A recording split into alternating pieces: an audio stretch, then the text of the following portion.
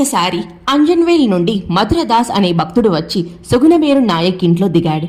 ఒకరోజు వాళ్ళిద్దరూ సాటివారి దోషాల గురించే మాట్లాడుకున్నారు.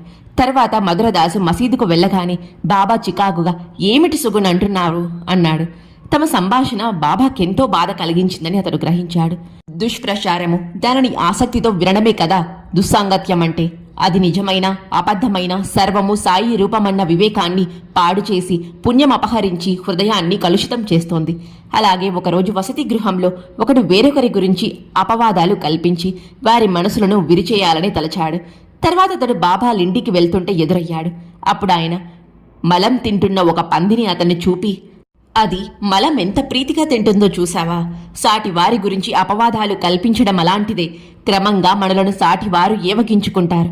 అంతేకాదు, అలా చేస్తే మనం కష్టపడి సంపాదించుకున్న పుణ్యమంతా వారికి, వారి పాపం మనకు వస్తాయి. ఇక సిరిడి